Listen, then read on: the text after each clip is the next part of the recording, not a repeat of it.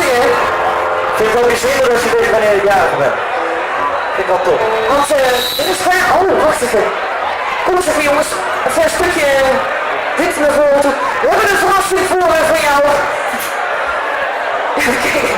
Ik zit hier te hals aan een stuk kabel. Dat ben ik niet gewend. Kom een stukje naar voren staan. Hier zo. Iedereen vooraan. Mag nou filmen.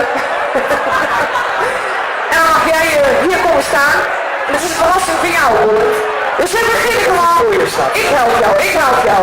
Ja, ik help jou mee. Dus we beginnen gewoon niet alleen.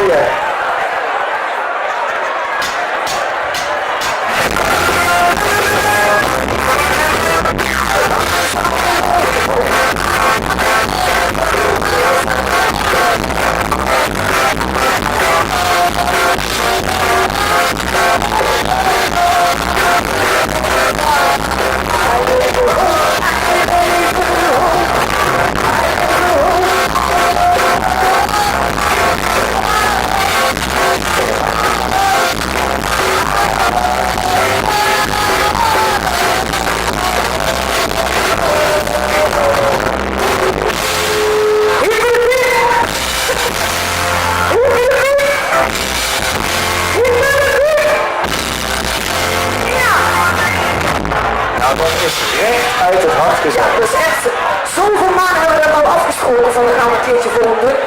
Wie wil er helpen? Wil jij er? Mag ik het openmaken?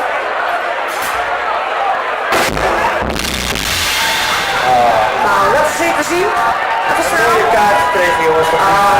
Dankjewel schat. Even kijken.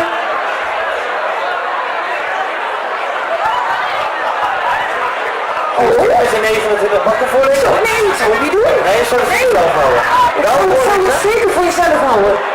Ik hou het privé. Ja. Er staat in ieder geval in gefeliciteerd met je 29e verjaardag. Ja. Dankjewel. Ik vind het top. Ik zou niet zeggen 29. Nou, 29. Kijk uit, wie van afjes helpen? Lukt ze? Goed zo. Heel goed gedaan. Heel goed gedaan. Hartstikke stoer van je dat je dat zo